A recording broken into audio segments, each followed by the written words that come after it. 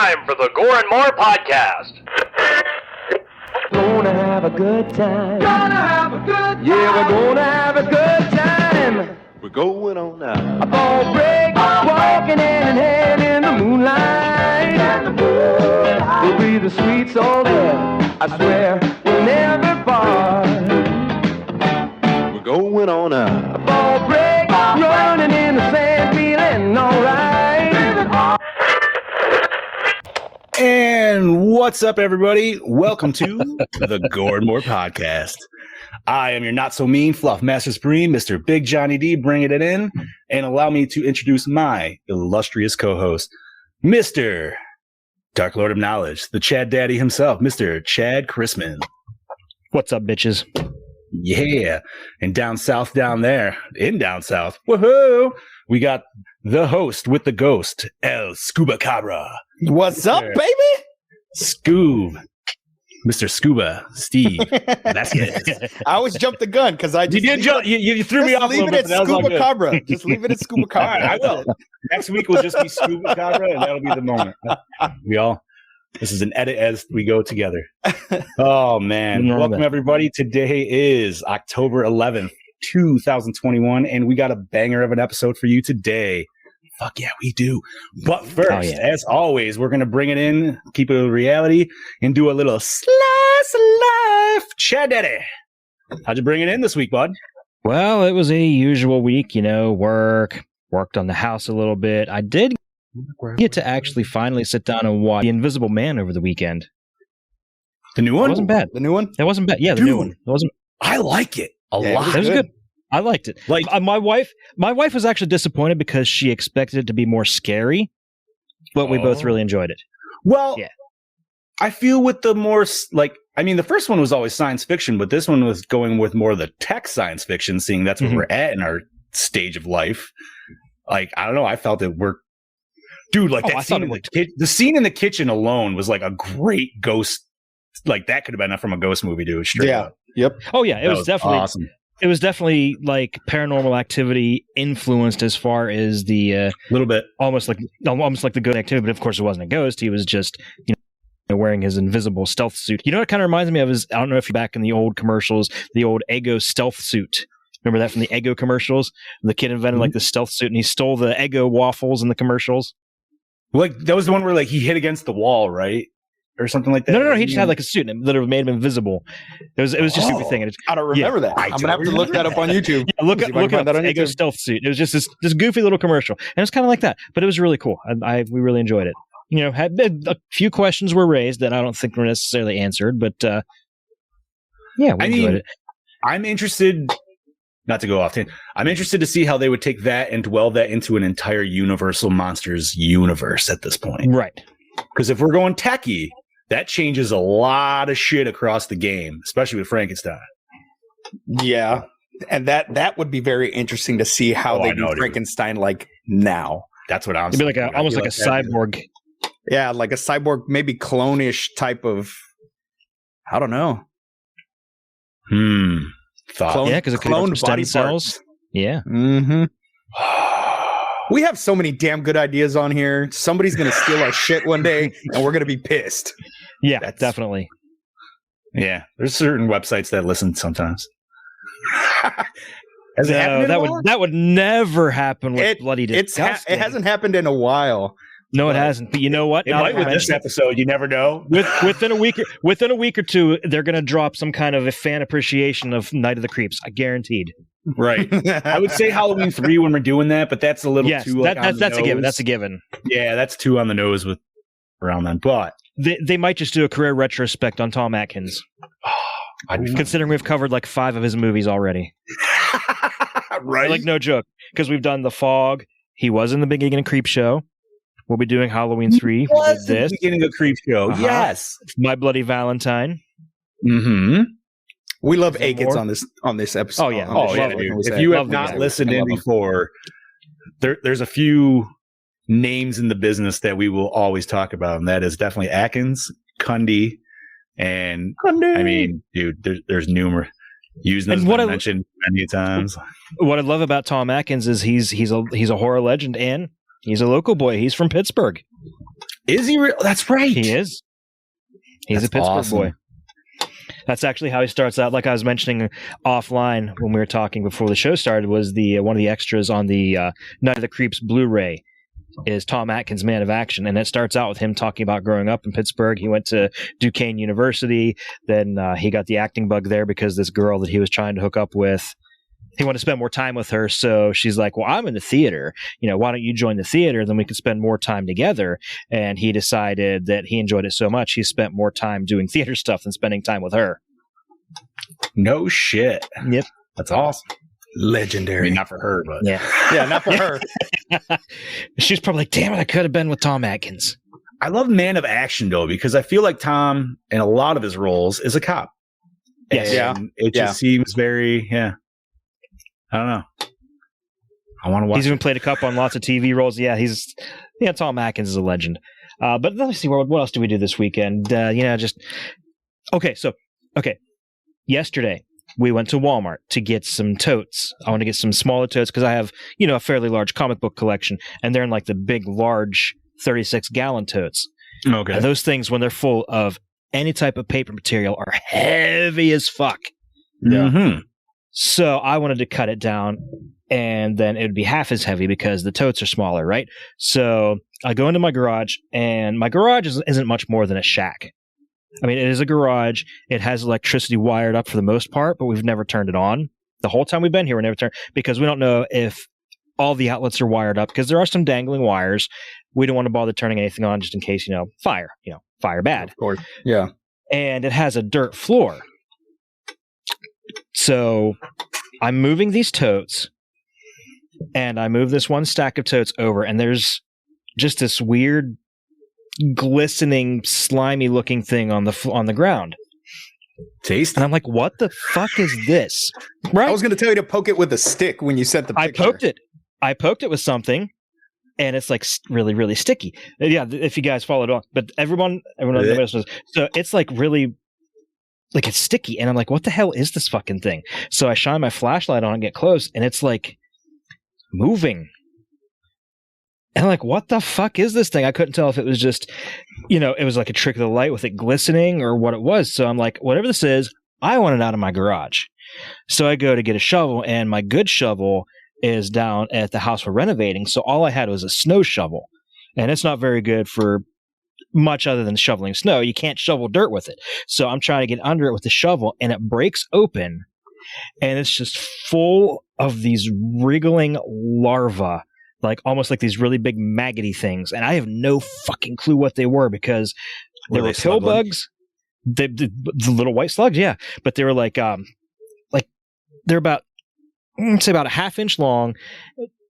And I don't know, like I said, there's pill bugs in there. It could have been stink bugs, or it could have been earwigs.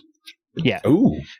So I'm not sure what it was. Or it could have been some kind of alien creature. It could have been. That's going to crawl up your butthole. See, now Taylor, dude, it was weird looking. Now Tyler, what's up, Tyler, by the way, and Brody. What's up, Tyler? What's up, Brody? Shout out to all the Gorehounds.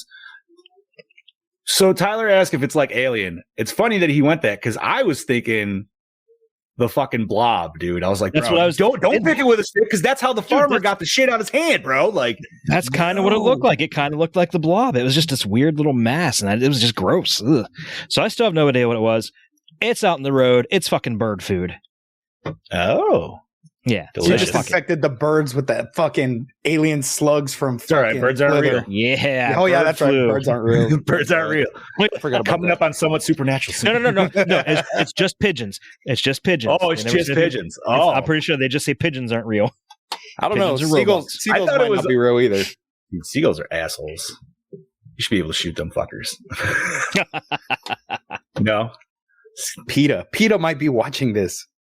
I'm just saying, dude. But they're not real, so it's okay, PETA. It's okay. Yeah, they're robots. I'm just saying, everybody's like, oh, they're seabirds. It's like, really? Because every time I go to a Burger King, that's all they fucking see is seagulls, dude. It's just so, please explain to me when they were like, you know what, the seagulls all got together, like, fuck this, dude. Let's go to BK, because that's way better than the ocean. Fuck that shit. Oh, God, dude. That's like a few months ago, like my wife and kids just came back from the beach, and we're hanging out outside, just chilling, and a whole bunch.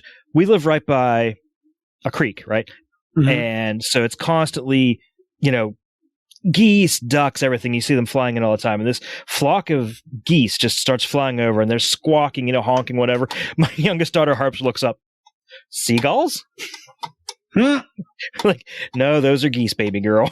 Fair enough. But so yeah, that was my weird fucking blob story. It was kind of gross. And today, just one last thing before we move on. Today, like at work lately, they've been giving me the scrubs that I tried on at work originally fit better than the ones that I got. So I kept having this problem where these are really poorly stitched and the crotch kept ripping out of them. Ooh. So I finally had enough of it. This is like the third time I went up and complained to somebody, and they're like, all right, we'll get it fixed right away. So they sent me bigger scrubs, and these fit perfectly. So every morning we have to do stretches and exercises to limber up for work.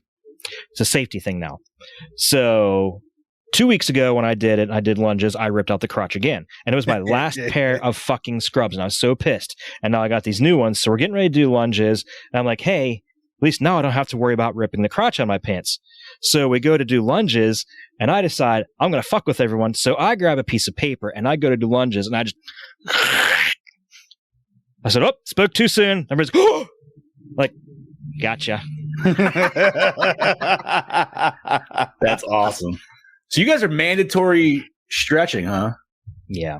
They have, our work has instituted it. It's pretty much what we call it as a get the fuck back to work bell, because at the end of every break and lunch, they're like, don't forget to do your 2-minute stretch. And they always do that a minute before break or lunch is supposed to end. And I'm like, fuck you assholes. I'm going to stretch my legs and lay here like 10 more minutes. Like, there you go. So yeah, that was all my fun. Scoobs, what about you, brother? Man, it has been a hell of a week, let me tell you. So let me start off with the day job, because, the day job, I work at the school. Mm-hmm. Now, the day job started to cross over into my hobby job, which is paranormal investigator. Ooh, so now, mind you, the school that I work at is one of the oldest schools in my town, in my city. It was the first African-American high school in this city. It is now a landmark, so it always has to be a school. It can never close down. Oh, nice. I've never experienced anything in the school. Of course, creepy vibes, whatever, but nothing moving, nothing other than like weird hums that there was nobody in the bathroom. So I just kind of was like, whatever. Well, last week, the ladies in the nursery, which is in a portable in the parking lot across from the building that I'm in, they walk into the portable, and the cribs and the chairs and pretty much a lot of the furniture were all put in a circle in the center of the room. Okay. The closet door was open, and nothing was stolen. Nobody broke in. We checked the security cameras. We did see one person kind of walk. The area that my school is in is kind of in a lower part of Corpus. It's on the north side. And so there's a lot of transients out there. So we thought maybe somebody went in and was looking around. Just fucked with shit. Just fucked with shit. But nothing was missing. So we go and we look, and we see one guy. He walks to the back of the portable, sits on the ramp. He eats something or whatever he's doing, but he never enters the building, and then he walks away. Nobody ever went in the building. So we asked the janitor the next day, hey, did you move any of the stuff like to the center of the room? He's like, no, I went in there, I swept, I mopped, and everything was where it belonged. So we showed him the video, because they did do a little video, and he's like, no, I didn't do that. Now, our janitor is he's in his 70s, very, very church going man, very religious. He's not the type of person that would lie about doing something like that. And so when they brought the video to me, they were like, well, send it to Steve. Steve does this stuff. So they brought the video to me. I went over there. I did an EVP session, and I was getting intelligent answers. I would ask a question, and it was giving me an answer right away. So I was like, okay, cool. Now there is a cemetery right across from my school, and it's called the Old Bayview Cemetery. It's been there since the 1800s. It's old. So I'm like, okay, well, I'm going to check and see if any of the names I got on my EVP session are actually anybody buried in the cemetery. Now, if you go to the website of our library downtown, they have a list of everybody buried in that cemetery. One of the names was Cynthia. Okay. There are 2 Cynthias buried in that cemetery. One of them is a 5-year-old little girl, and the other was a girl in her 20s, 26, I think, 25, 26. So when I asked, what's your name? It said Cynthia. I said, are you the one who moved this stuff in a circle? It said no. And I said, well, who did it? And it said Monster. So I'm like, okay, that's weird. So I'm thinking, okay, maybe if it's like another spirit that's there, maybe it's a kid spirit that's saying monster because they think that this older person is a monster. So weekend passes, whatever, no big deal. The ladies tied a balloon over the weekend, or they put a balloon in the closet because one of the ladies is like, I feel that the closet's like a portal, blah, blah, blah. I'm like, okay, so that's where she's getting her energy from. That's where she feels that everything's coming from. So they stuck a balloon in the closet. Mind you, nobody goes in this closet. It's a storage closet. The janitors don't go in there to clean. There's no reason for anybody to go in that closet unless the ladies go in there to take stuff out. Okay. So they stuck a balloon in the closet. The balloon was tied to a chair this morning. Interesting. So I had asked my principal last week if he would allow my team to come in and investigate. And he was very iffy about it until something happened in his office. He was in the school yesterday. He left one of the doors open or something, and the door was closed. He had left it propped open. He asked the janitor, our morning janitor, if she had gone in his office. She's like, no, I didn't get to your office this morning. I'll get to it this afternoon. And he's like, but you didn't go in there at all to close anything? And he's like, no, I'm sorry. I didn't. She thought she was getting in trouble. Right. And she was like, no, I didn't go in there. I'm sorry. And he's like, no, I just wanted to know. So then he was like, okay, something's going on here. Well, on my desk, I have a stack of court documents, and they were thrown all over my desk. I didn't leave them like that on Friday. So we checked the video cameras to see if anybody went in my office. Nobody ever went in my office. But the papers were thrown all over my desk. So I have an investigation coming up this week at my daytime job. Dude. What? Yeah. Okay, so let me ask you this, not to go crazy off, it's still on subject for what you said. You've done lots of investigations. Yep. What could primarily lead to something where, let's say this is happening in a place that it's never happened prior? Well, that's what I was wondering too. The thing is, I don't know the full history of the school, and I have no way to really find out. I understand. But the first thing that popped in my head was there an anniversary of something coming up that is building up energy because it's going to be like the 100th anniversary or whatever to an event that occurred. I don't know. I mean, I'm excited because I've never encountered a poltergeist before. Everything that we get. Would it be attached to somebody maybe, and that's why it's there? Well, that was another thing that we talked about today in my office. I don't want to say any names of somebody, but they do believe, or they do kind of meddle with brujeria, which is like Mexican witchcraft. Yep. So we don't know. And this person just started working with us. So we don't know that maybe they brought something in that is now having fun at the school. That's fair. I don't know. That was my, as soon as you're saying your story, and I'm happy that Chad had the same, that was my first thought is I'm like, you already said there's never been any prior situations. So now all of a sudden that you're not only just getting one, but multitudes of different interactions. Yeah. Like, what is bringing this energy or whatever in the get-go? Like, because it wouldn't just show up. You know what I mean? Right. That was my guess. My guess, I thought was what changed, and I think we nailed it. But here's the thing that's changed also. There's a lot of construction going around our area because they're building a new bridge. Okay. They're building like this super massive bridge because they're going to start bringing in like bigger ships and stuff. And our school's right, the harbor bridge is right there by our school. So now that all this construction's going on, maybe that's kicking up something that was never there. Oh, and another weird fact, when we were walking over there, I told the ladies, I was like, well, maybe somebody's buried under there. And they're like, well, wouldn't we smell it? And I'm like, well, no, I mean like from a long time ago. Right. Like maybe there's a body buried there. Because the cemetery's so close, but it was for rich people. So maybe the poor people back then just buried where they could. It's just a lot. Could have been. Yeah. So when one of the first questions I asked, I said, "Why are you still here?" And it said trapped. And I said, "Why are you trapped?" And it said buried. And I said, "Well, why are you dead? Like, are you dead? Like, why are you dead?" And it said drowned. So there was a hurricane that hit Corpus that pretty much demolished Corpus back in like 1912 or 1916, something like that. And it completely and there's bodies still buried to this day all over the place from this natural disaster that took place. So I don't know that is coinciding with any of this. Still have to like siphon some kind of energy into it to all of a sudden like make it. This is a whole different fucking topic. Yeah, this is a whole different podcast. This is a whole podcast. Yeah. So then I worked over the weekend. Saturday I went to go watch the Rocky Horror Show, the live play. I had never seen it before in a live play, and it was awesome.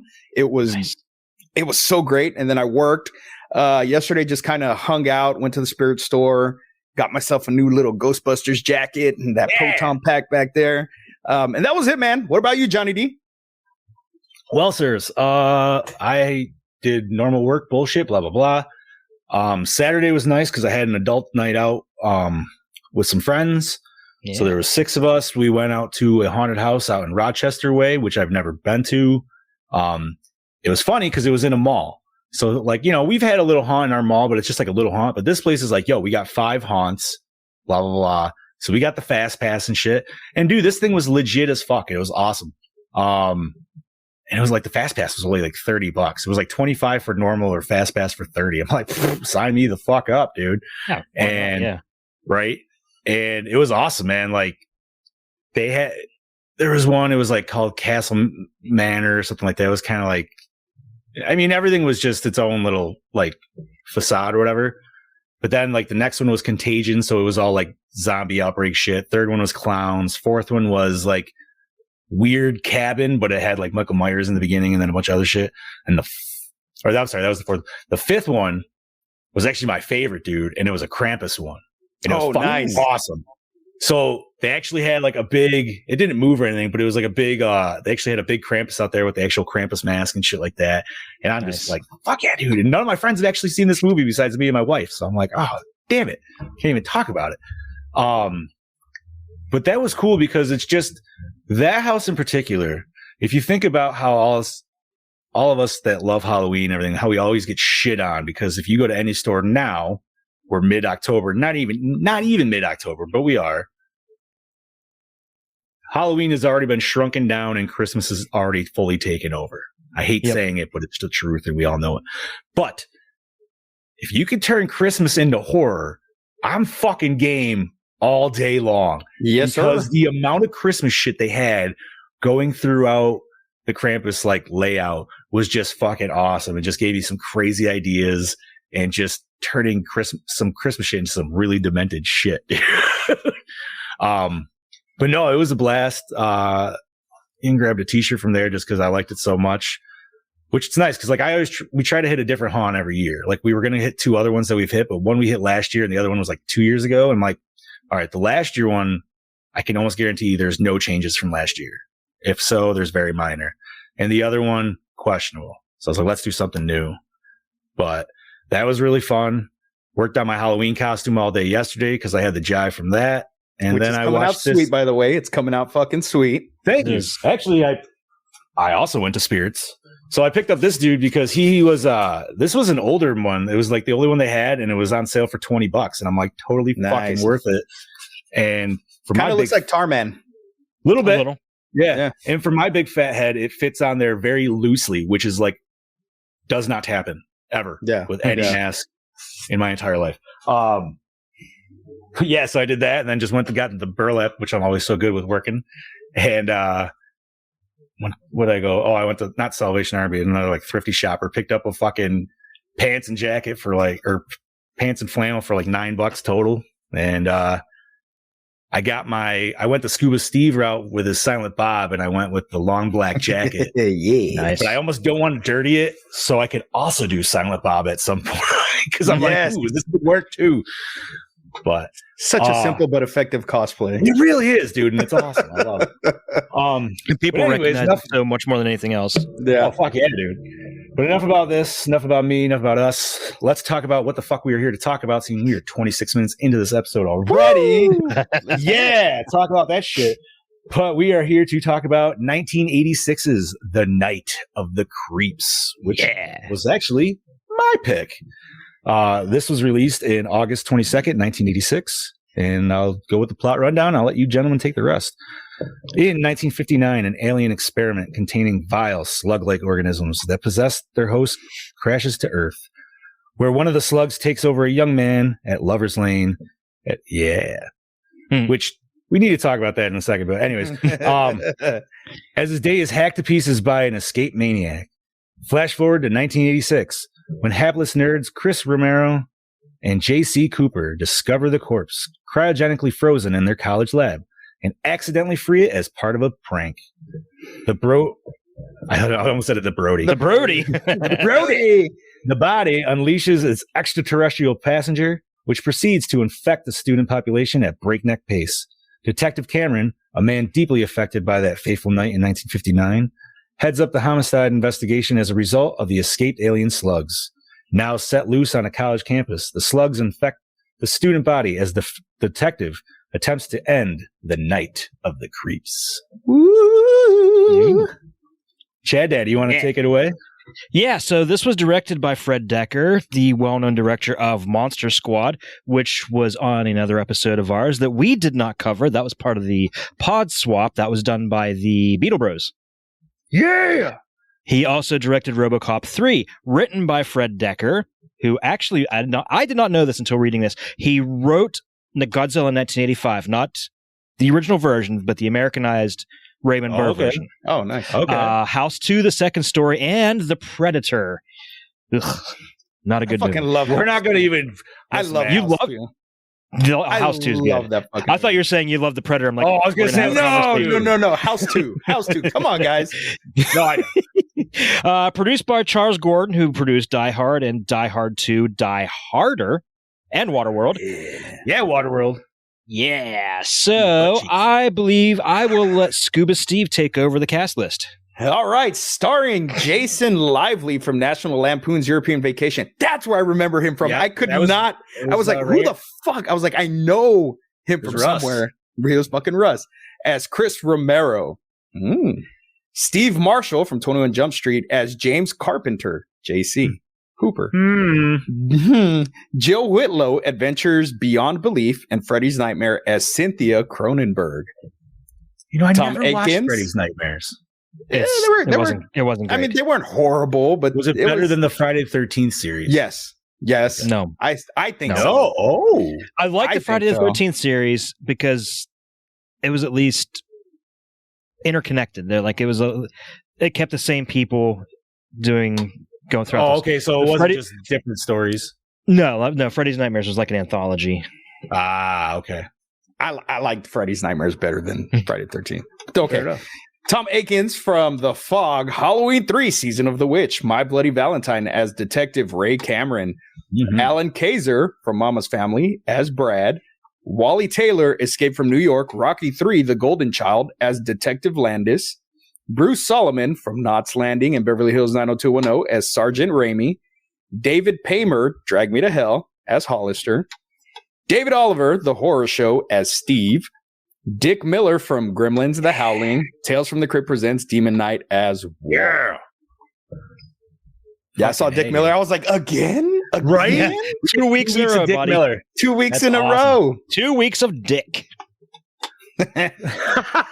Double dick. Fucking dicking down, dude. Somebody call my ex-wife. Whoa! Oh. Boom. Oh, fucking A. All right, you want me to keep going or? Yeah, go ahead. All right, music by Barry Dvorak, The Warriors v. The Final Battle, Exorcist 3. Cinematography by Robert C. New, Prom Night and Lionheart. Edited by Michael K. New, House, Nightmare on Elm Street 4, Dream Master, and Spawn. Distributed by TriStar Pictures, runtime 88 midgets. I finally got to say it. MPAA You know what? That's rating. That's not even going off because there was at least 3 midget actors in this movie that we know of. We didn't see the Yeah, the faces. aliens. Yeah, that is true. Yep, the aliens at the beginning. MPAA rating R. Budget? Question mark. Really? Gross I couldn't find 600,000. anything. Gross 600,000 and it only played on 70 screens. Really? No shit. I didn't know it was like that much. Like Very limited. Yeah. Yeah. Neither am I, shit. TJ. I am not PC either, so cancel me. He's an Apple, but no. Fucking A. Boss man, if you want to hop in and give us a breakdown by chance.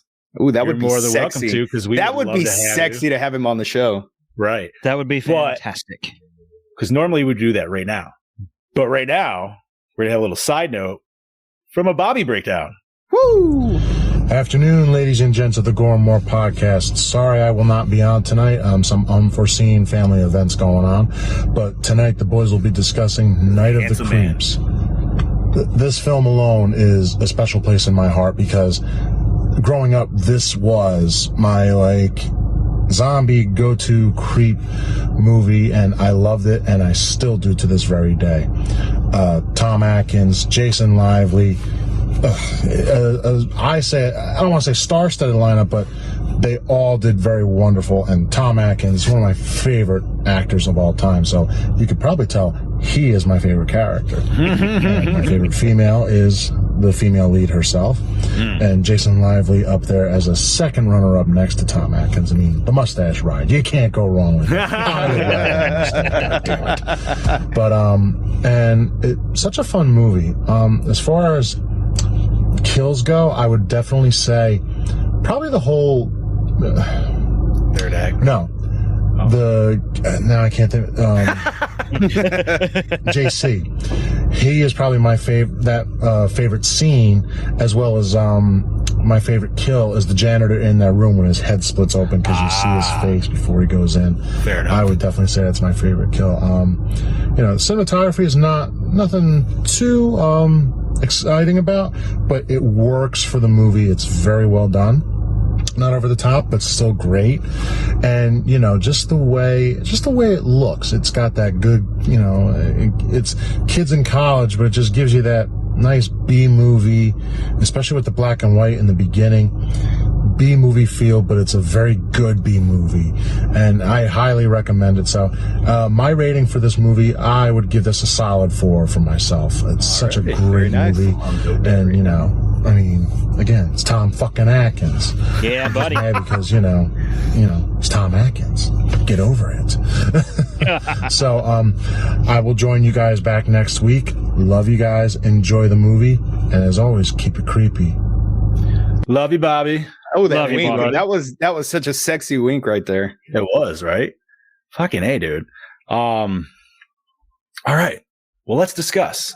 Yeah. So This movie was like Revenge of the Nerds with alien Meets- slugs. Yeah, 100%. With stupid fraternity bros and it wasn't to the full extent of Revenge of the Nerds. No.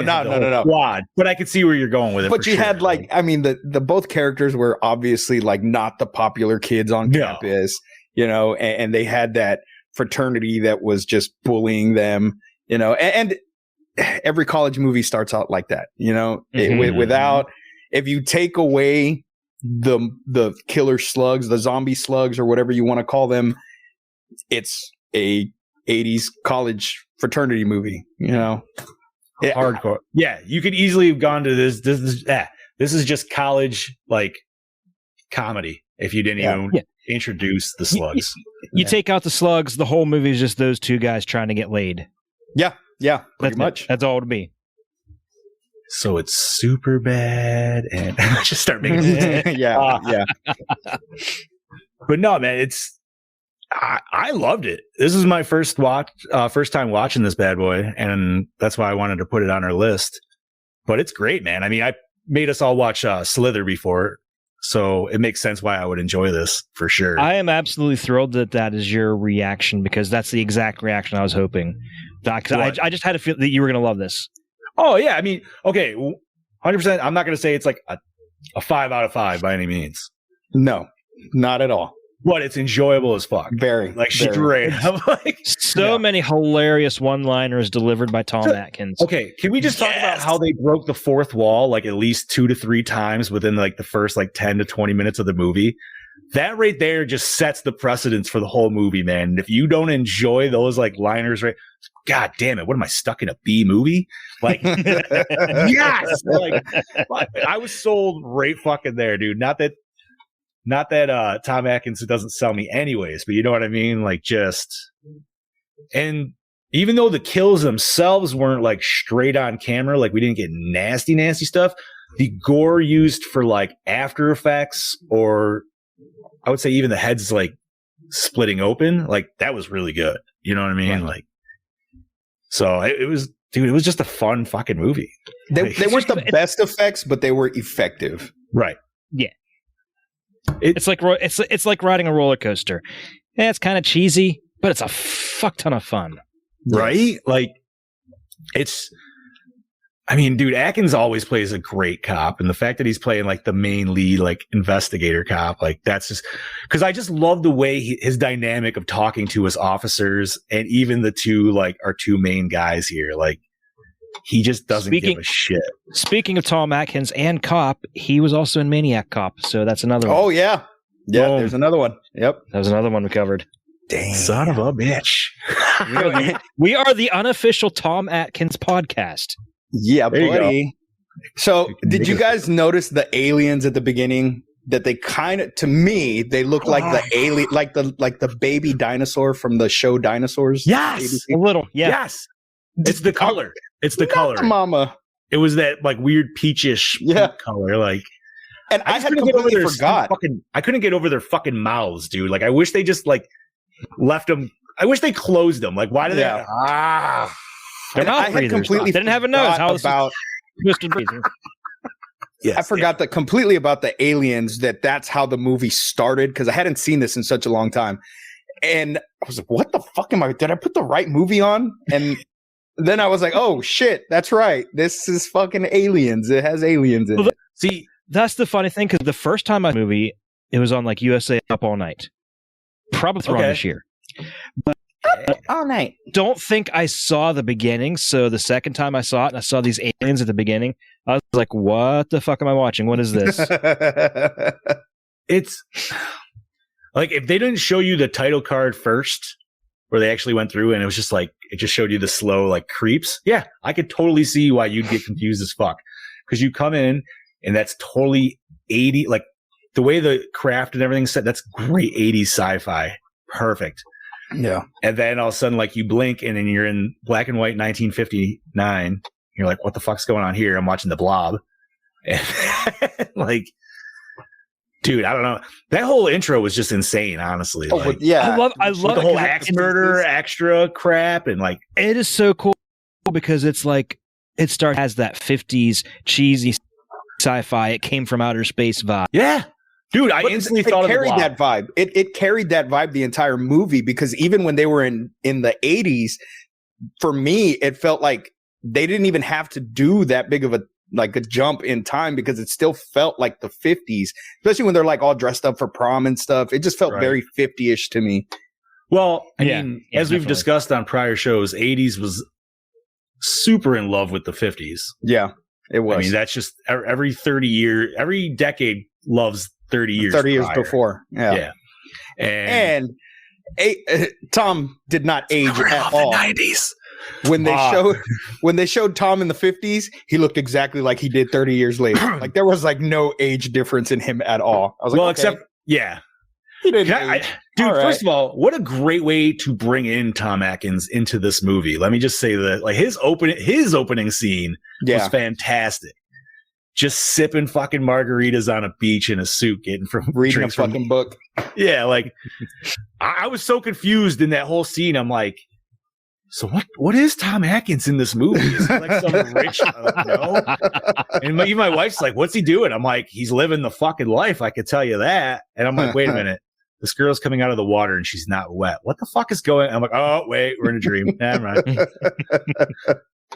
But, oh, man. Like, I can almost picture that's legit lives his life. I would hope. But there's probably more hookers. It's possible. That's always a good thing. Maybe It can be, right? Can be. That's right. But I mean, dude, this movie was just, like I said, it was fun. Like that's all it was. Like it wasn't anything like. I didn't think there was a lot of like open-ended questions really with it or anything like that. You know what I mean? It was just kind of, here it is. I feel like the whole side plot of the axe murder and everything, like it was cool, but I feel like it almost also wasn't needed. It really I wasn't. liked it though. I liked it. It wasn't. Go ahead. I guess it was kind of needed to set up the whole PTS that Atkins' character had.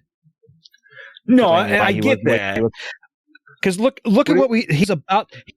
He was about to blow his ass up when fucking what's his name came and knocked on his door, because you see him and his fucking oven door's open. It's getting ready to fill with gas, and that's why he was sitting there toying. He was going to blow himself up.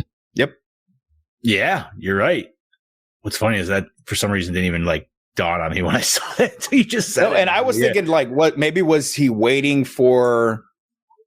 At that point, did he know that the axe murderer was already back? No, I don't think he didn't know did. at I that think point yet, right? I think he had he had some weird suspicion because of the way the first bot guy's head was split, because he thought it was an axe wound, and he was even asking his buddy there. But I mean, there was always that thought. I mean, like I said, it was cool, but I guess and I could be looking way too far into it. But because like that dude was already a rotted corpse, like they clearly like brains. That's why they all went to the basement, because they had a jar full of brains. But like, wouldn't that dude's brain be like almost nothing at this point for like almost 30 years of just, and you know, he wasn't even properly he wasn't embalmed or anything. He was fucking shot and buried in the dirt. So it's like, I don't. And why was it dormant for so long? What do you mean? Why was it dormant? Like it probably took no activity afterwards. It probably took the slugs, I figured, like time to get down to it. But it's like, I feel like they nestle in the brain, but if there's no brain there, like what is it doing? You know what I mean? I don't know. Yeah. Well, we don't know exactly. It's a B horror movie. Don't look into it. No, I know. Yeah, you're looking too deep. I probably was looking way too far into that shit, but it was like, no, dude, it's just zombies and slugs, and that's all we need to know. And this is one of those movies that you can't go into thinking you're going to watch a serious horror movie. This is a fun B movie, and that's what you need to have in your head going to watch this. Some people don't appreciate movies like that. I love fucking movies like that, and this movie delivers everything. I love some of the little subconscious cliches that they kind of threw in here too. Like at the beginning, like I don't know why, but I swear, like in every 50s sci-fi or horror movie, it seems like the main character is named Johnny. There's always Johnny in these old movies. Johnny. Always. Yep. And another cliche that they had, and it was kind of like almost like, again, like a little subtle one, was every movie, like every time it shows the coroner, he's always fucking eating a sandwich.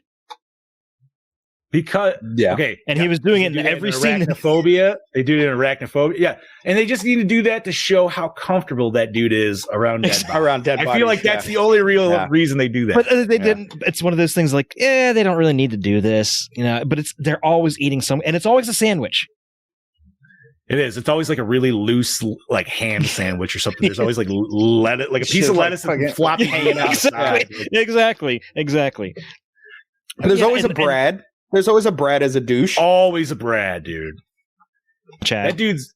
Oh my god. Sometimes a Chad. First of all, I gotta say, Brad's hair bothered the fuck out of me with that bleach bottle blonde, dude. Like, I don't know what the fuck was going on with that shit.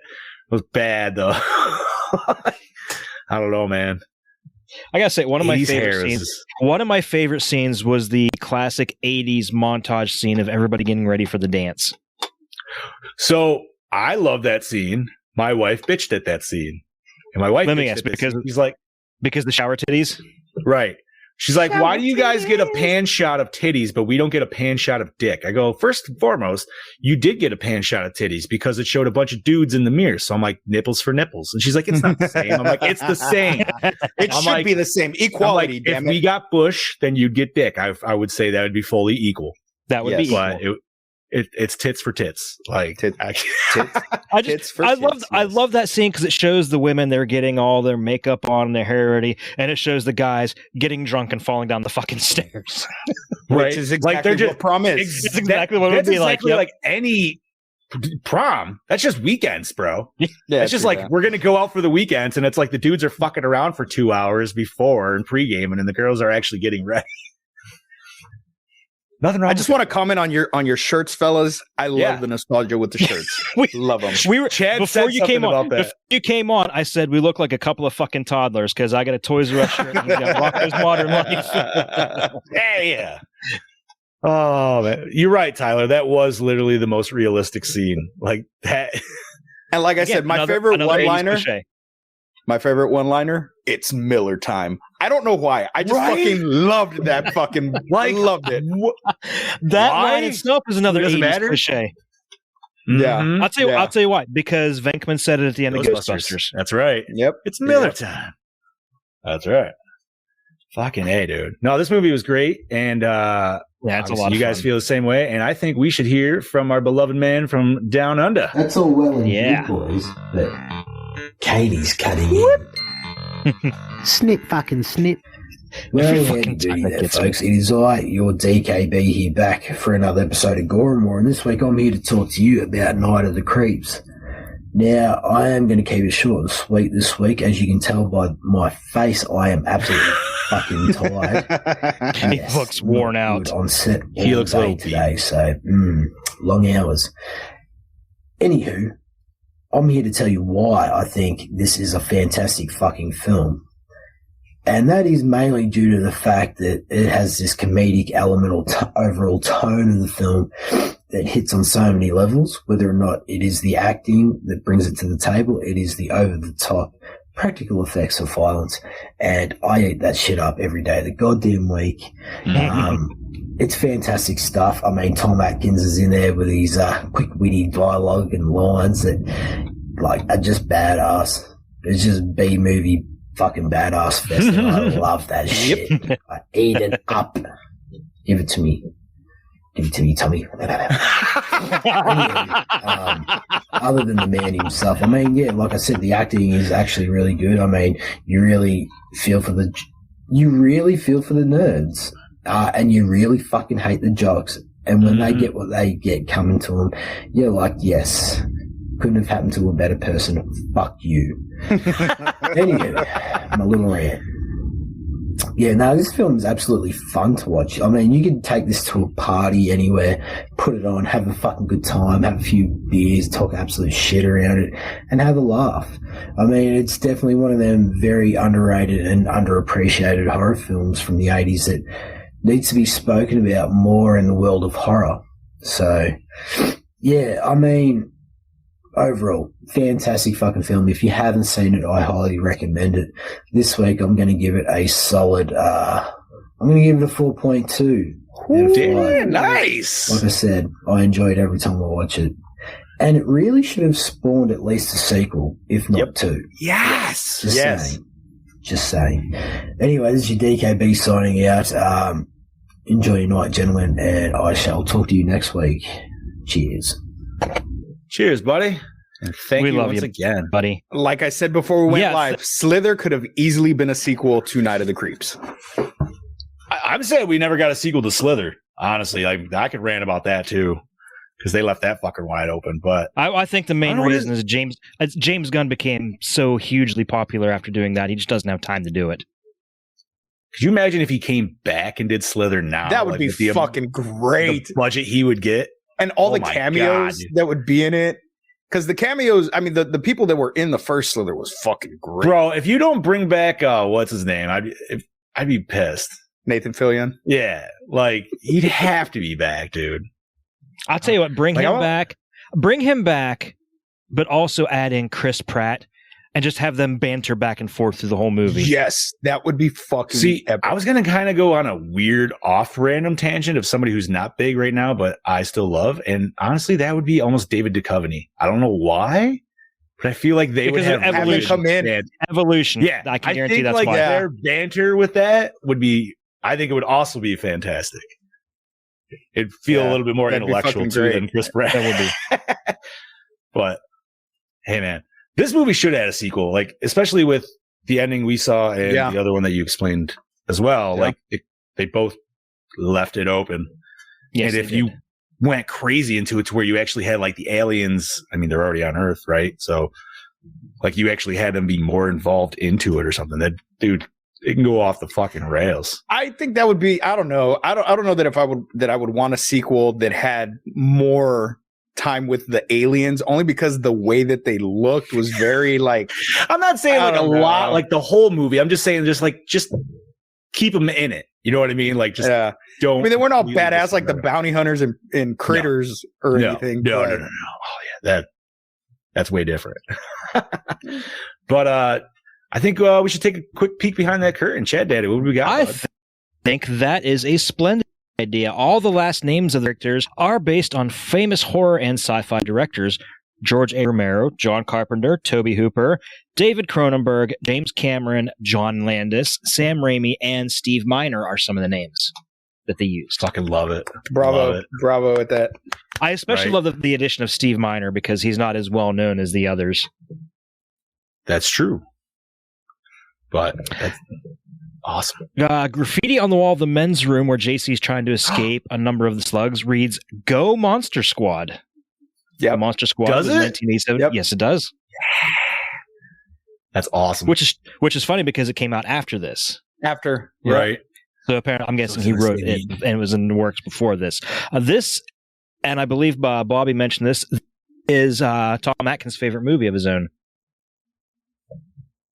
Wait, say it again. I apologize. This is Tom Atkins' favorite movie of his own that he did. Oh, okay. Nice. It's his personal favorite. Fuck yeah. Yeah.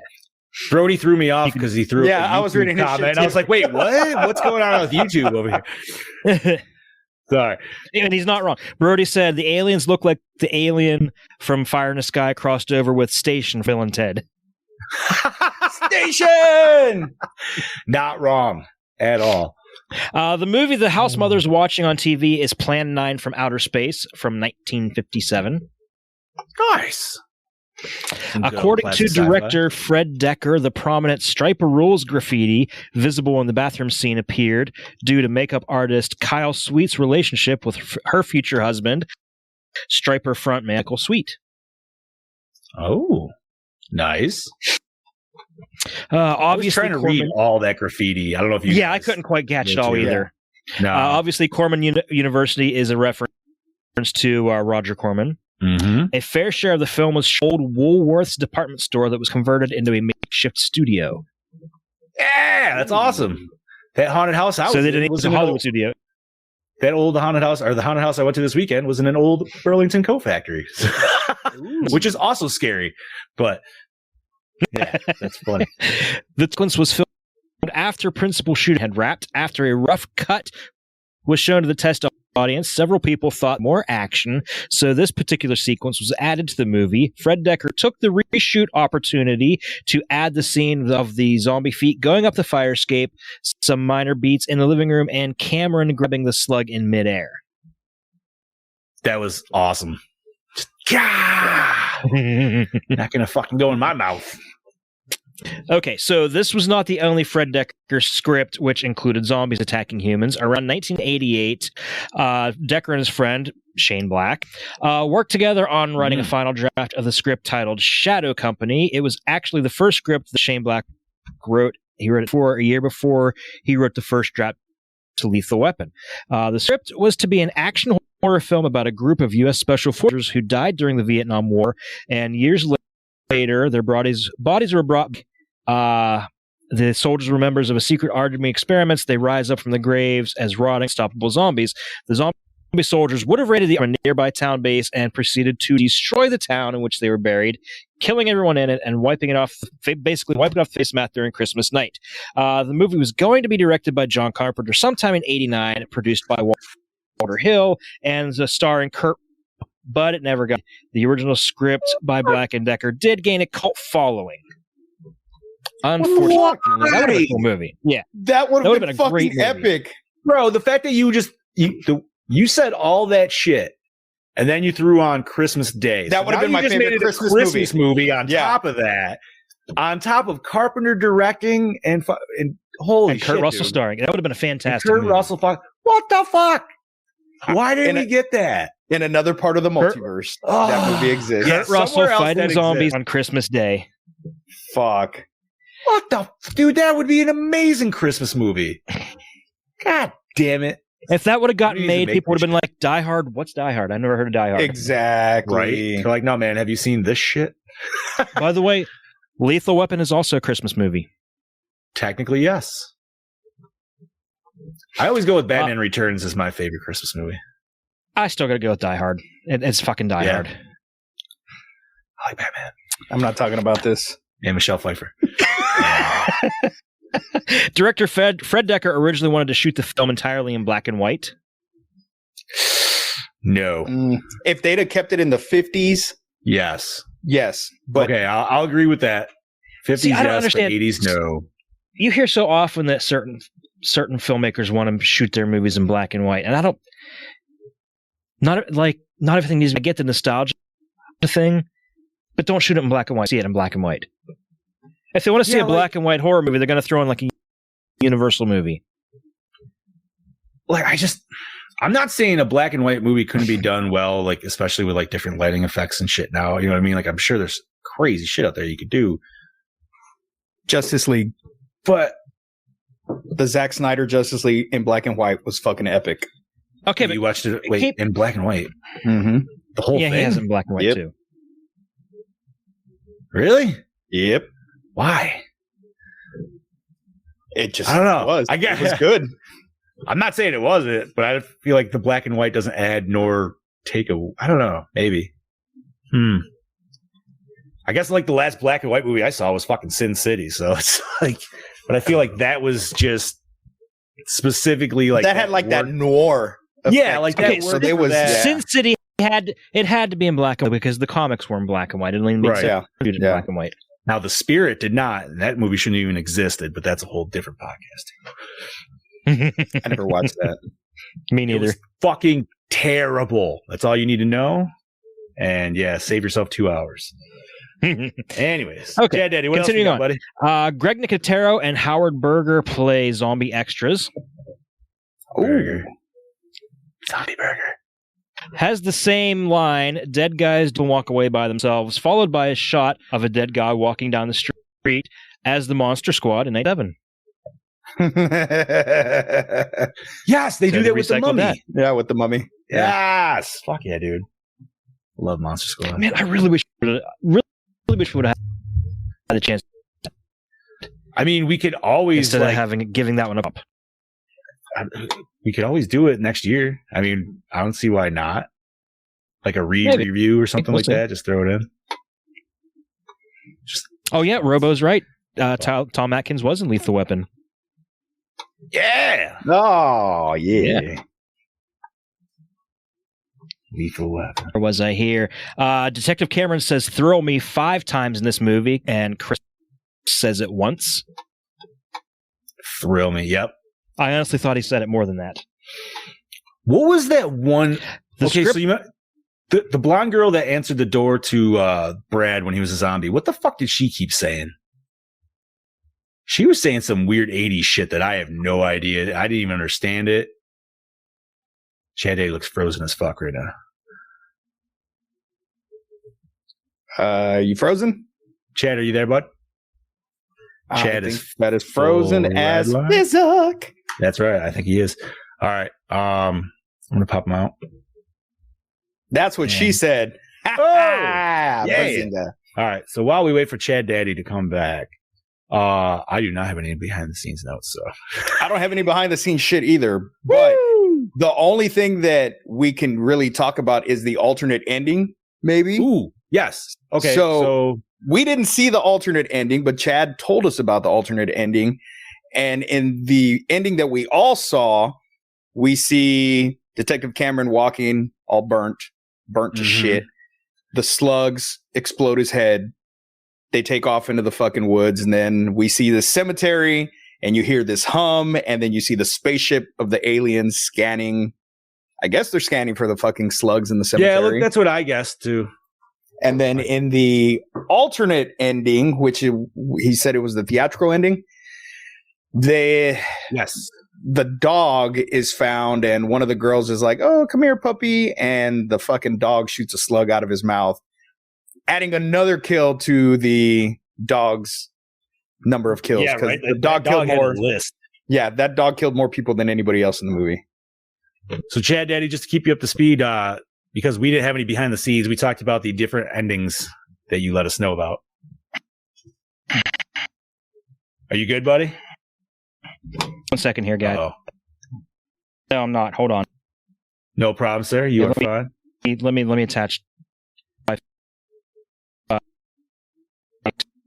extender. Second. Word.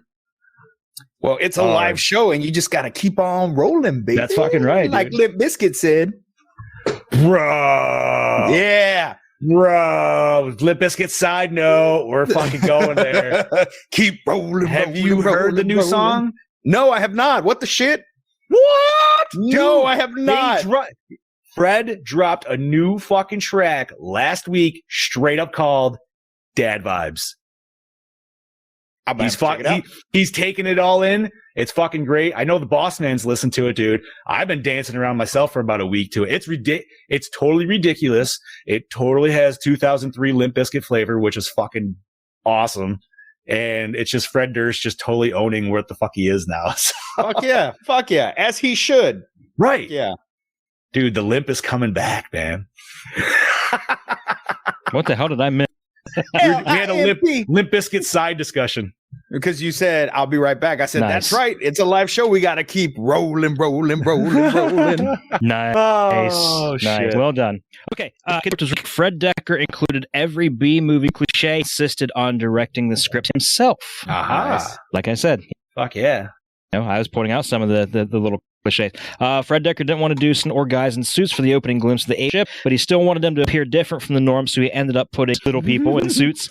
I got to say it. We told people. Too. It didn't occur to him that it could get a laugh from the and he thinks it gave the audience a laugh going forward. Keep it kind of lighthearted, make it more fun. Yeah, definitely. The spaceship model was used. The spaceship model used was later reused. Star Trek Deep Space Nine. Oh, nice. Deep Space 9 inches. Ooh. No. Fred Decker said in the DVD commentary that the scene where Cynthia Top was intentionally to leave viewers wondering if she was going to show her boobs. The idea was, are we seeing them or aren't we? And then they wait until the last beat, and then she turns around. The idea there is obviously nudity makes your heroine more vulnerable. Yeah. Yeah. And yeah, it does kind of show that back shot for a good 30 solid seconds. And I was like, are we going to see I wonder what's going to happen. Boobies! And it's like, it's quick turnaround and right before the drop. It's like, oh, all right. She was quite delicious. They weren't. Yes, she was. Yeah. They weren't half bad either. Phil's become something of a signature for Fred Decker and has been included somehow in all of his movies since. That's awesome. And you know what? She showed her scene tits where and she didn't die. Listen, she did not. Sorry. Good. Yeah. Okay, am I frozen, guys? The screen by any chance? You're glitchy. You're not. Yeah, you're full green now, though. You were in the yellow, so yeah, now you're good to go. It's full green here, but you guys are completely frozen. No, we're good over here. Okay, there we go. Okay, it's good now. Okay, just listens to JC's challenge due to Lively's playfulness. Fred Decker put photos of atrocities around the actor and told him to various points in the scene. You can see him look at the Auschwitz. That it was really important to him that he takes the scene seriously. That's kind of horrible. Putting scenes of Auschwitz. Right? You're like, yo, man, I need you to get in a really depressed state. check. Like, I can kind of understand it, but that's kind of like maybe going a little bit too far. Be like, yo, dude, just think about your puppy and then get run over. Like, that's all you need to go. Like, you don't need to go to fucking extermination of people. Like, Milo Livingston, friend of mine, he just said hi. Happy birthday. What's up, Milo? It's your birthday. Happy birthday! Oh, happy Milo. birthday, Happy sir. birthday, man. Yeah. So JC is the person who speaks after being infected by the slugs. Everyone else was zombified as soon as they're infected or used for incubation. I never understood why that was. And that just brings me up another point that kind of irritated me in the movie was the girl that was infected. The girl with the cat? Because when she got infected, that was like the day before. Right. And then all of a sudden she decided to just change when Atkins happened to be there. And it just seemed kind of weird. That was very I didn't even think about that. illogical. Well, no, because I was like, wait, didn't she get infected from the cat? And it was, but it was just a very, like, in comparison to everybody else, which was instant, like, once it's in your mouth, dude, you're fucked. Maybe because it was a different species that it came from, it took longer to gestate. Maybe it was a smaller slug coming out of the cat. I don't know. But the dog, it got the Bradster right away. Dog is man's best friend. Dude, that dog, like I said, man, that dog was the master assassin of this fucking movie right here. Yep. That dog's be taking everybody. Like, you guys, and I even wrote it down in my notes. Every time we do a movie, and it said, yes, I give the different people, and then number 5, an entire fucking frat bus. Yeah, you don't even have a number. Like, you can't even count it. Yeah, that's just too many. You couldn't even count it. And we they should were like add that to the notes. Frat guys too. What's that? Kill count? Kill count for the film. That means we could do that. That'd be pretty easy. And make sure we all have the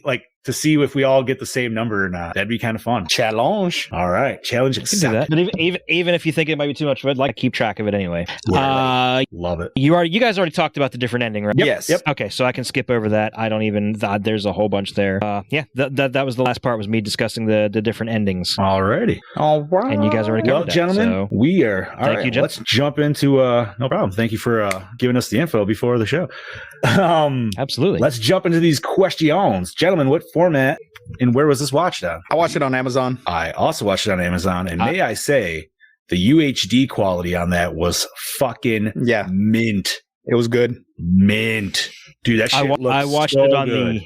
I watched it on the original Sony Blu-ray, not the Scream version. And okay. It was really into not quite UHD, but still pretty nice. I wonder, did Scream Factory do a 4K release of this movie? Is that maybe why Amazon has the UHD?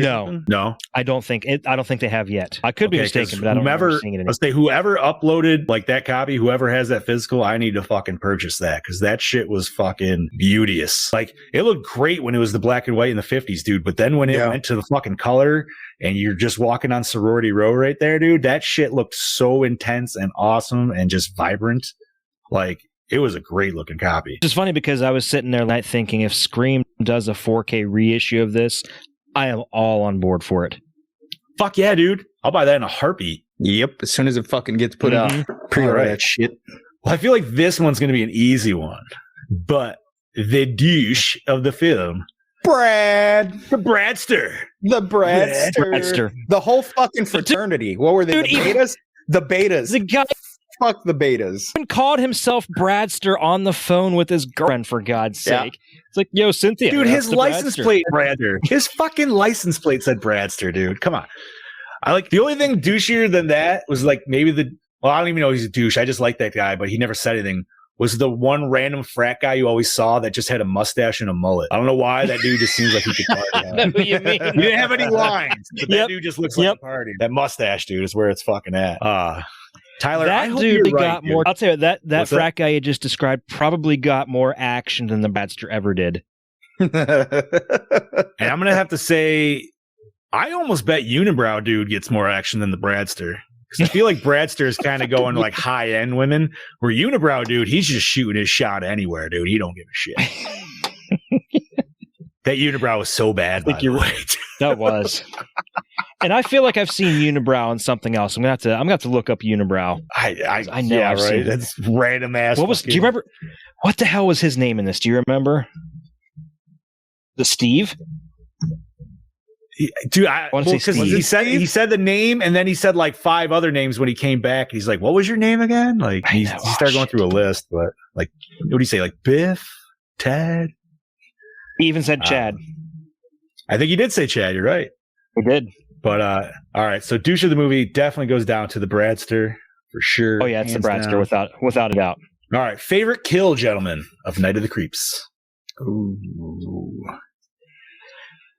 Okay, favorite kill. I gotta give it to the scene when they're in the little shed and they're getting attacked, and he runs over the fucking zombie's head with a lawnmower. That was a fun one. That was a good like cinematic shot of it too, because I'm assuming they were obviously animated, but they even had the blades in the shot. Like that was a nice like Evil Dead-esque kind of shot, I would almost dare say. Yeah. Or what was like that? Dead Alive with the lawnmower. Ooh, there you go. Yeah. Yes. Just that super hardcore like POV, just like I'm gonna have to go with the axe kill in the 50s because that was pretty fucking brutal. Okay. Yeah. It's hard to argue with that. Dude, that poor girl, man. Like, she didn't even get fucked by the alien. She got fucked by the random psychopath that just happened to be out, too. Like, oh, man, I don't know. You know what? I almost have to agree with Bobby, dude. The janitor in the bathroom. I think that, like, that was just... It might have been in the whole inclusive of the scene, but... What he kept saying over and over, the janitor, when he was laughing. Laughed like...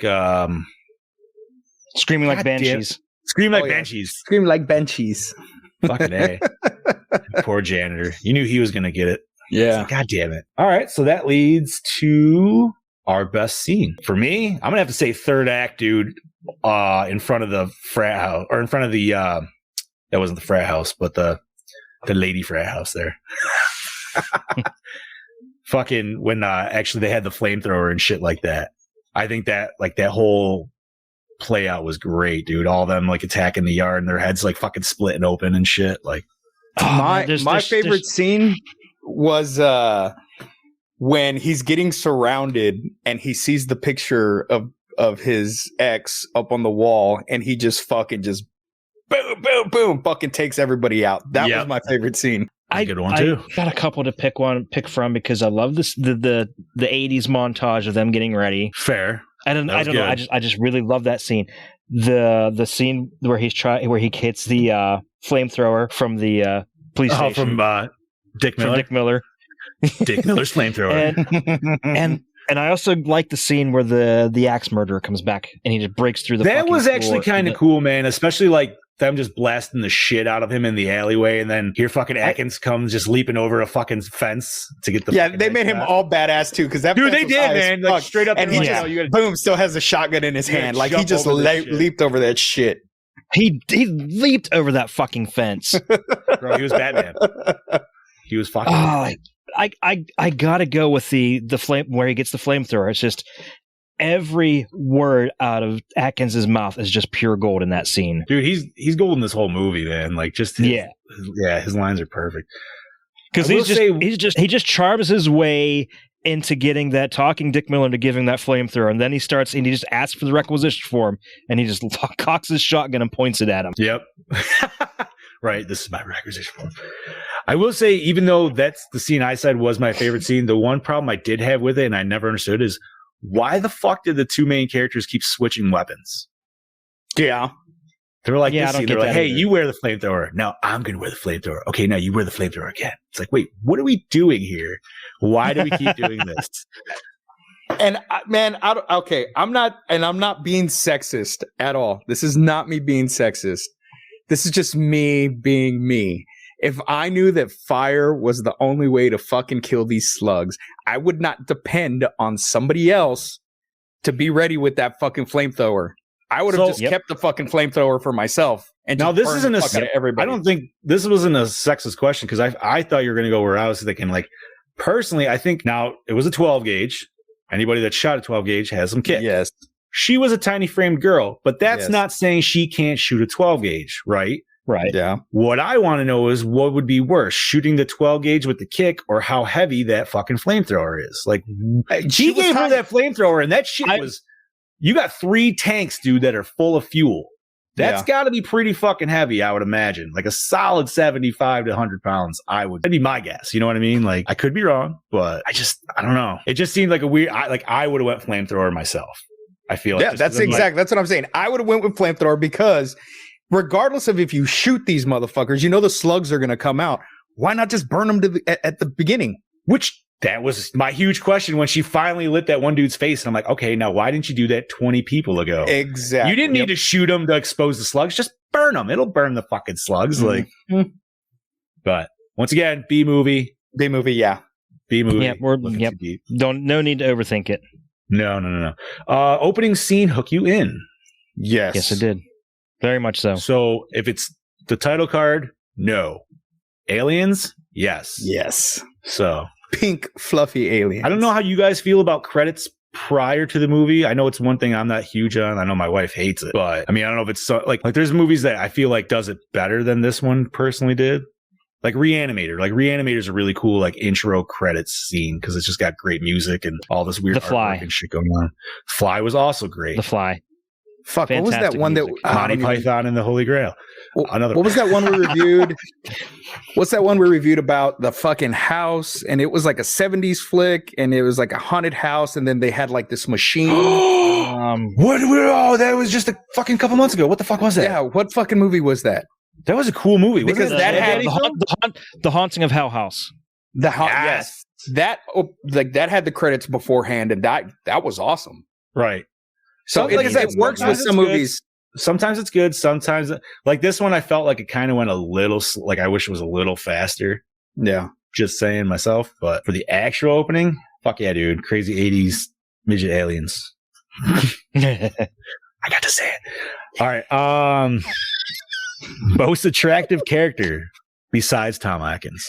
Most attractive female character. The main girl, I guess. The main one. She was really cute. Cynthia She was really cute. She's got a horrible last name, but yeah, but she had like a Pink Ranger vibe kind of going on for me, dude. I don't know what it was. Like, I think it's just the cute brunette, but yeah, she was. And we saw she was boobs, super cute, and we saw her boobs, and she didn't die, and which is like ultimate horror movie fucking cliche. If you show your titties, you're gonna die. Right. And she was the first one, like when they were all sitting there at the aftermath, she looked up at him. She's like, wow, you got a nice suit. It's like, all right. Obviously Atkins though, dude. Like Atkins with that stash and just his charisma alone. Like, and he went out like a badass. Bro, he went out smoking a cigarette. I love that he was still smoking a cigarette, all charred the fuck. Like, realistically, if this was not a B movie and his body was next to said explosion that he caused off, his body probably would not be walking around anymore, regardless. Exactly. There wouldn't have been nothing left. Not. Correct. But this is B movie and we don't give a shit. We need slugs coming out of Tom Atkins' head. And we fucking get it. So, alrighty. Did the score set the mood, gentlemen? Yes, it did.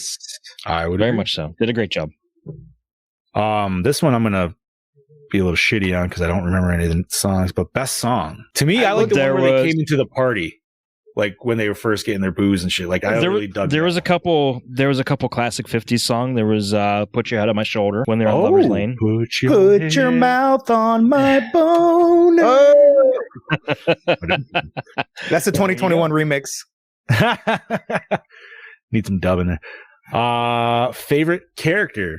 God damn it, dude! This is Tom Atkins. Yeah, Tom Atkins, hands down. We should go favorite character that's not Tom Atkins. All right, yeah, because we're all gonna pick Atkins. If it's not Atkins, I got to go JC. JC, yeah, I was gonna say JC was a great character, dude. I'm gonna go with Chris. Yeah, I mean Russ. You can't go wrong with Russ. Good old Russ. Russ. Yeah, damn. Was it scary? No, not at all. And I don't think it was ever intended to be. No, it was meant to be campy, fun, you know. Like it was a sci-fi horror, but like you said, campy. Like they knew what they were doing. Hence the fourth wall breaks. All the fucking like, yo man, your movie straight up goes fourth wall. You know, you're just going to that level. You don't give a shit anymore. Does it hold up today? Honestly, I would say yes. Yeah, I think so. I think some of the effects were probably hindered just because of like maybe the budget and whatnot. But I think so. The copy I watched, dude, that shit was fucking money. So yeah, 100%. I would totally watch this and Slither like a back-to-back like double feature. Oh yeah, and just pretend in your mind that it's a sequel, and you're great. Right. It's like Aliens. Like honestly, dude, at that point, like we could just make our own sequel and we could have fucking Creeps versus Slither. Ooh. Oh, that would be actually kind of fucking awesome. Night of the Slithering Creeps. If the two worms like hated each, like imagine if they brought in the one worm to attack the other worm because like it would kill him or something, like that'd be fun. Because one's zombie and the other like mutates to like right, like the slither worms actually get like the creep worms would eat the slither worms or something like that, but then like they could overtake the host if they did it. Dude, all right. How was the acting, gentlemen? For a B movie, it wasn't horrible. Surprisingly, I thought it was fine at all. It was really good. Bradster may have hammed it in a little bit, but I think he was also told to ham it in a little. To ham it up. I mean, yeah, like I said, like I said, Decker wanted every B movie cliche in this, and the cocky jock is one of them. Come on, babe, let's go. The cocky dorm jock. All I could think of was the dude from fucking Van Wilder, though. I'm like, he's just gonna start shitting his pants. Did you like the cinematography? It was okay. I feel like it did. There really wasn't anything amazing. Yeah, there's really nothing amazing about it. It did the job that it needed to do and did it well. Right, like there was no. I mean, there was like a little bit of slug POV, which was kind of cool. But other than that, yeah, nothing too outside the box, I would say. Yeah, he's no Dean Cundy. No. Did you enjoy the premise? Oh yeah, loved it. It was a fun Hands movie. Fucking down, dude. Loved it. Yeah. If you haven't been listening to this entire episode, it was great. Yes. Alrighty. We are down to our quadruple R's: recycle, rewind, remake, or reboot. Reboot. Oh. Yeah. Reboot. Give me a sequel. We want to see this continue on. Yep. What if you just rebooted it with the sequel? Oh yeah, that's what a reboot. Mean, oh, okay. So you don't need the actual like this one rebooted pretty much. Like I just reboot the series. I just want to go into the sequel. Just give me the sequel. Yep. Like, and it could even be now. It doesn't have to be back in the 80s. Like exactly. The slugs went underground. Said it now. The slugs have been hibernating in this fucking cemetery, hiding in them. All of a sudden, earthquake or some shit happens, natural disaster. The casket comes up and the slugs just come fucking pouring out. And let's fucking go. Or, I'll give you one. The aliens actually pick up the slugs from the graveyard. But as they're flying out, something fucks up and they still crash on Earth. So the slugs still escape, but it's a whole different like area. Whole different town. Yeah. Yep. Okay. On top of that, the ship crashes. Okay. The canister breaks. The slugs escape. Enter the dying aliens who, before they turn, crawl into like a cryostasis unit. Okay. Then years later, power finally leaves the ship. The cryostasis opens. Wormtown. Let's go. See, I thought you were almost going to say like frozen alien gets found by U.S. government. Worms come out of Roswell. That too. You can go crazy spin-offs on this shit. Yeah. I'm honestly going to rewind it though. I loved this movie. Like I said, it was my first viewing, but I want to watch it again. I can't wait to watch it again. I thought it was great. I would say both rewind and then reboot. I mean, dude, if they just gave us straight up a sequel like nowadays, I would totally support that shit 100%. Alrighty, gentlemen, let's rate and bring this Tom bitch. back for it too.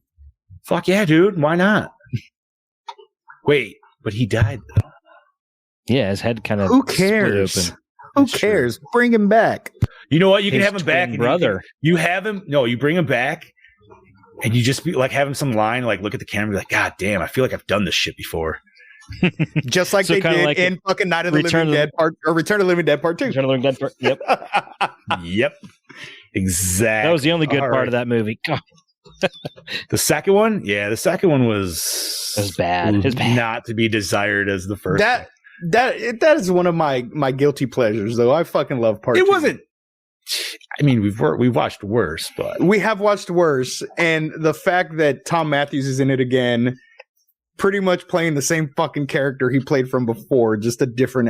Okay, that's a whole different story. I mean, but like those dudes, yeah. Those two guys were like they were the saving grace of that movie, though. Like hands down, just stealing the fucking, stealing all the corpses and shit. All right, Bobby gave it a 4, so we know that. Scuba, what we got, buddy? I fucking love this movie. I'm gonna give it a 4.5. 4.5. All right, buddy. Shad Daddy. I'm with the Scoobster. I was going to give it a 4.5 as well. Alrighty. And I think I will also agree because, you know what? It just seems, like I said, it's not a perfect 5, but it's definitely a super enjoyable movie. Definitely. And yeah, I feel like this is like almost horror that you could watch when your kids are like old enough to watch gore, but you don't want them to still watch some like nasty shit. So let's see. Our score today, gentlemen, is a 4.375. So 4.4. Yeah, buddy. For 1986's Night of the Creeps. Very nice. Not bad, gentlemen. Not bad. All righty. So next episode, we shall be covering The Texas Chainsaw Massacre Part 2. Oh, shit. Yo, Bobby, if you're listening, you better fucking be here, buddy. Get him, Bubba. This is one of those movies you either love it or you hate it, but I have a feeling we're all going to love it. This is one of the movies, I've only seen this movie once, and I know that might seem... I remember I was just very thrown off with how it was, how different it is compared with it is very different. One. And I feel like it's more of a dark comedy than anything. Right. And I feel like with the amount of movies I've seen with you gentlemen over the last few years and shit like that, I feel like with my taste change, I'm very interested to watch it again and see where I go with it. I just remember being very goofy in the beginning. Like, yeah, when there was two dudes driving and then Leatherface was in the back of the truck, just like thrusting his chainsaw at him like for 10 minutes. But all righty. He does that a lot. That's right. But it is available for free on, by the way, on the Peacock app. Is it? That's awesome to know. Thank you very much, Chad Daddy. Fuck yeah, dude. All right. So stay tuned next week for that shit.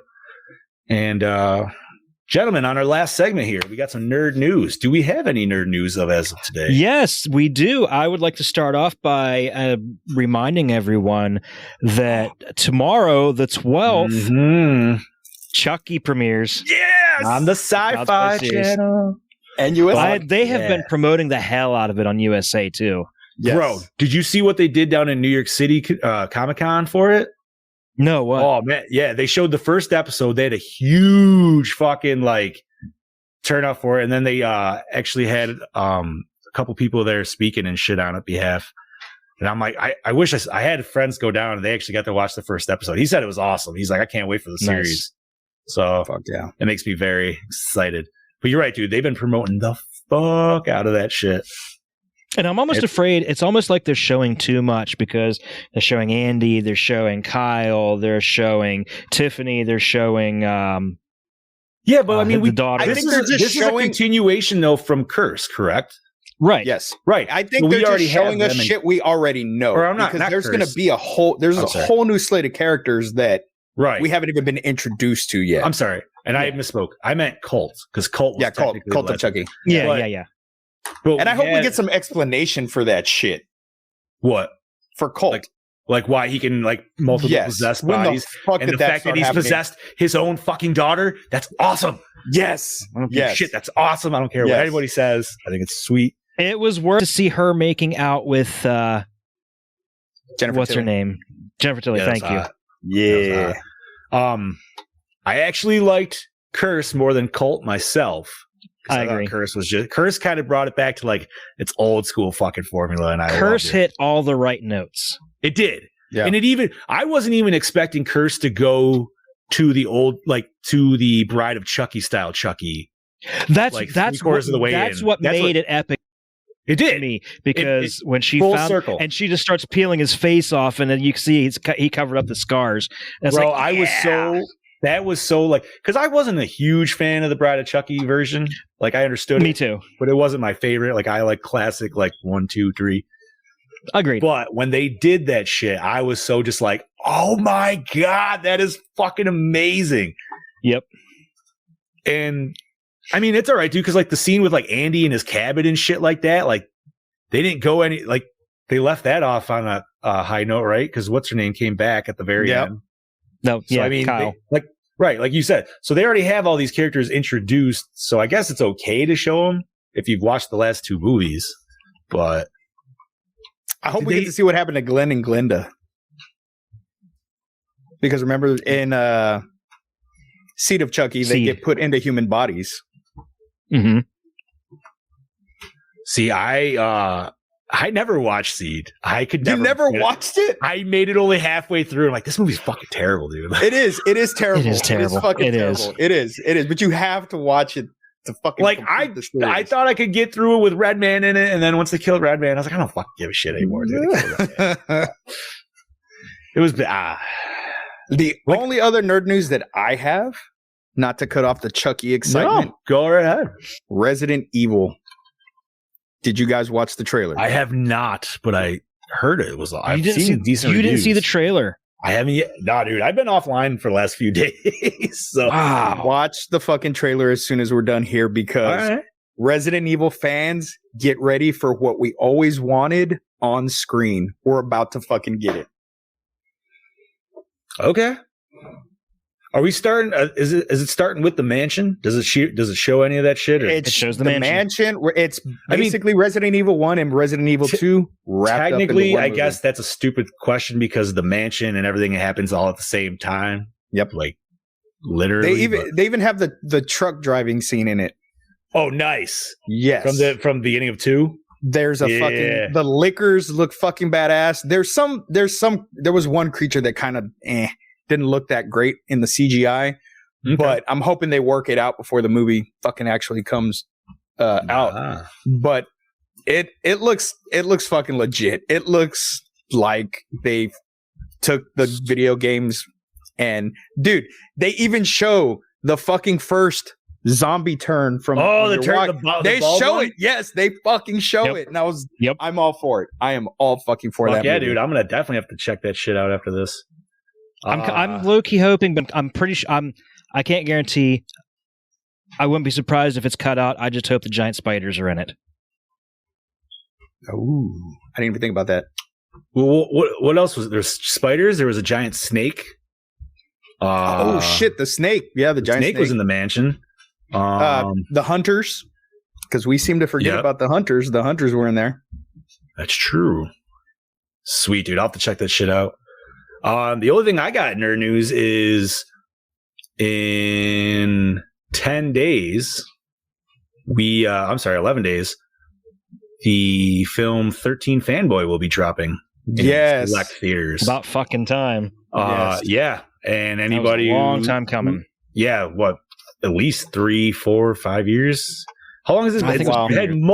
It's been about 3 years. Multiple campaigns. I know to push. Yeah, I don't know if it was. I'm pretty sure. I would say COVID pushed it back at least a year too. So. Oh, easily. Just because I think they were still filming stuff at that point. Like I think they were doing some of the B filming shit, like at cons and everything like that. Still, or they were trying to at least. But then obviously COVID fucked. Yeah. But yeah, that drops out on the 22nd this month. Our local theater's actually going to be playing it. That's fucking awesome. Fuck you. Yeah. Well, listen, there's no place in Pennsylvania playing it. Listen, I got to give kudos where it goes, or props, however you want to say it. Mr. Joe Gallo, dude, he pulled it off. He's like, yo, because he's got ins at the theater. He's like, listen, let's do an event with 13 Gallows Lane, and we'll do 13 Fanboy. So they're like, all right. Nice. And it's just a one-time showing at 9:30 on the 22nd. I'm like, well, I have to fucking be there, dude. Like, you know what I mean? That's awesome. Yeah. Fuck yeah. That is So, legit. That's awesome. I literally know fucking dick about the movie, that the fact that it's all, I understand. I know the concept of the movie, but that's it. You know what I mean? I know TJ and myself are backers of it, but I don't remember what level of backer. Gotcha. Like we backed the very first campaign. Oh, nice. Oh shit. So that was a few years ago then. Yeah. Yeah, I'm interested to see it. I haven't seen anything on the mask I think they've kept that pretty tight lip and shit. I want to say I saw. I don't remember if it was the artwork for the theater poster. Yeah, you can kind of make it out, but not really. Yeah, it's very hard to. It's a drawing, so it's like, you know, it's not the exact thing, but I don't know, man. I'm excited. We'll see. A new style horror. I mean, it could go either way. Honest to God, like so. Then, of course, obviously in big horror news for a lot of people, Halloween Kills comes out this weekend. Yes, we shall see how that goes. The Day of the Dead series also comes out on Friday. Oh, Sci-Fi. I forgot about that. Yeah. Damn, Sci-Fi is just fucking dropping it this week, aren't they? Well, let's just hope they do a good job with it, though. Hey, man. It looks... I'm only looking for Chucky, so if there's the fact that there's a second series, that might be awesome to watch. Day of the Dead it doesn't look bad, but it also looks like it doesn't take itself very seriously at times. Yeah. I mean, I don't want like a Walking Dead clone. I want like no. Romero I think that's style. what I'm guessing. They upped the comedy, so that's fine. Because like Walking Dead was just too bleak for my right. Like that's why I like Supernatural, because Supernatural can be bleak, but then you have Dean moments and it's great. So. Oh, I fucking loved Supernatural. That show does not get enough love from the horror community, as far as I'm concerned. I've never finished the whole series myself. I only made it to like season 7 or 8. But I still loved it, dude. Like, I feel like it deserves a good full watch through at some point, but I still have yet to watch it. That's fine, dude.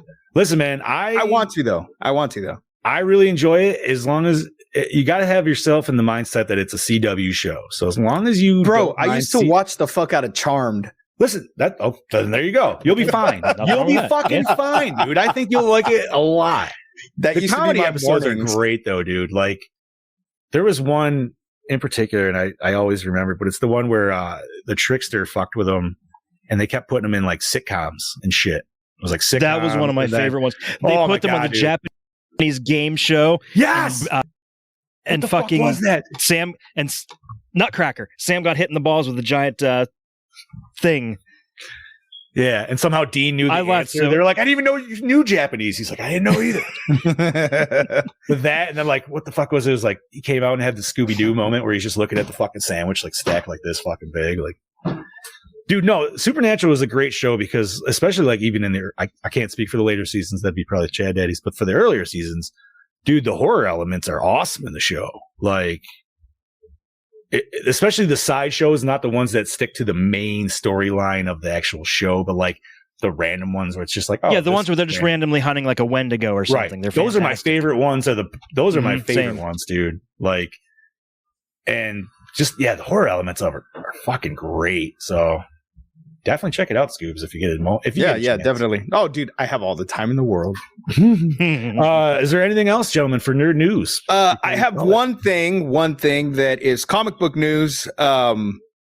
It just came out that Superman is bisexual. Well, the son of Superman, Jonathan Kent, is coming out as bisexual in the comic books. So if that is a big, step in the process of your lifestyle, congratulations to whoever is happy for that. I am happy. I don't mean the subject in itself is funny, but you know what's funny about that is I actually saw like at least 2 different sites posting about that today, but the way they fucking did the title of it was like just a fucking clickbait bullshit, dude. Yeah. Because I'm like, oh yeah. Because if you read half the comics, it's like, and I'm like, I don't even read the new comics, but it's like, dude, if you just read a little bit of it, you would know it's not Superman. So everybody's like freaking out. It's like, and that's what I like. You motherfuckers probably don't even read comics that are bitching about it. Like, that's worse. That's exactly what it is. That's why I appreciate what they did, because it's not like they took an already established character and made that character bisexual or gay. Jonathan Kent is still a relatively new character in the series who is coming into his own, and that's great. And that is what the LGBTQ community needs, is strong characters like that, so that they have somebody to look up to, like we did with Superman and Batman, So I applaud DC for doing that. I feel like they're doing it right versus how Marvel did it wrong by retconning Iceman to be gay. Yes, right. But they retconned it to make Iceman gay in 0 sense. Yep. Like that's why I said they did it the correct way. That's why I stopped reading X-Men, because it didn't make any sense. It was right. Like it completely. Well, DC also just recently did that with Tim Drake too, right? Yeah, they made him bi. Yeah, they made him bi, which is totally fine. Granted, he's an already established character, But he's But like they the didn't- seventh Robin down the line. Not Exactly. really. I not really Yeah. don't know Yeah. getting offended. I know he's like the fourth, but But like he third, actually. he was still relatively young-ish and still Right. coming into his own. So making a character like, and they didn't completely take away the fact that he had relationships with females. They just said, hey, well, this is, his lifestyle also, Right. and that's great, especially for people that are living that lifestyle.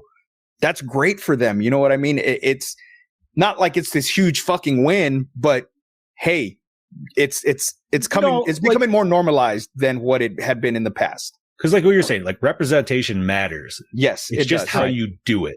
When Yes. you're just going in and legitimately like, okay, we're taking an established character of some odd, you know what I mean? Like we're just retconning it.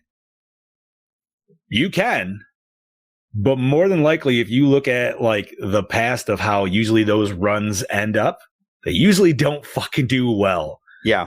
AKA Marvel can look at their comic sales in the last few fucking years. And yeah, dude, it's like I said, if you can make a new character or even take one and make it make sense, fuck yeah, dude. But just to up and Dude, like, you know what I mean? Like, I haven't even read a Marvel comic outside of the Spider-Man titles. Like I read Spider-Man and Venom, that's it. that's fine. I usually read, dude. I don't even read like the main ones. I'm always like on IDW and shit like that, like Ninja Turtles and Ghostbusters and shit. I totally picked up Dude. Ghostbuster comics. Which ones? I don't Dude, know. My buddy gave me a whole stack of them. I bought them from him. I haven't looked through them yet. Dude, the newer run of Ninja Turtles has been fantastic. The Last Ronin. No. Before that, like this whole series leading up to that whole IDW series has dude, been it's awesome fucking- because they made them the actual sons of Splinter in this series. Yeah, which Because they That were was they were all originally a family and they were killed by the Shredder and then reincarnated in this form. Oh shit! that I did not know. That's awesome. Mm-hmm. I just know the new So they're comic the is, like, reincarnated souls of his actual sons. for the last few years has been like super fucking dark. Not that Ninja Turtles wasn't meant to actually be dark when it originally came out, but it Yeah, definitely I went still back to haven't that format. read the last. I still haven't read the last Ronin, but that spoilery territory. That is Michelangelo, right? No, I thought it was Donatello. Is it Donatello? I figured it was one of those two. It could. I like I said, I personally haven't read it. I want to read it. I'd love to pick it up in actual like book format, dude. If they drop that out, but It's only. Other than I don't that- think it's. I don't think the final issue is out yet. So no, I think they're still going through it. Other than that, gentlemen, I don't know about you, but that's all I got for nerd news. That's this all I week. got. that's all. Like I said, I was looking through my comics today, and I found some really cool ones. The ones that I shared in the chat. I don't know if you guys know. That's the first appearance of Venom, I have that one, Nice. the first appearance of the Punisher, which the I have first as well. appearance of the Hobgoblin. And I didn't share you a picture, Really? but I also have the first appearance of both the Jackal and the Spider-Man clone, who of course is Ben Reilly. He's actually Ben Reilly. still around. He's around again as another Fuck yeah, dude. Spider-Man. I love nice. that costume, dude. Yeah. I love Spider Clone costume. It was the Scarlet one Spider. of the coolest. Yeah, that shit was fucking dope. But Agreed. all right, gentlemen, I think it's time to call it. Sounds good. Yeah, we're at an hour 45, so I think we're good. Yeah, but That's a pretty good episode. all right, everybody, Gorehounds, thank you for tuning in with us. As always, stay tuned next week for what was that again, Chad Daddy? Texas Chainsaw Massacre Part 2. Yeah. Alrighty, as always, I am the Fluff Master Supreme, Big Johnny D, saying adios, Gorehounds. I am This is your your Chad host Daddy with the. Oh, I thought we Go were ahead, going go this way. I thought we were going this way. Yeah, go ahead. Damn. Go ahead, dude. All right. I am your host with the ghosts, El Scuba Cabra, saying I will see you later, bitches. This is your Chad Daddy saying, see you next week, bitches. Ow! We are out.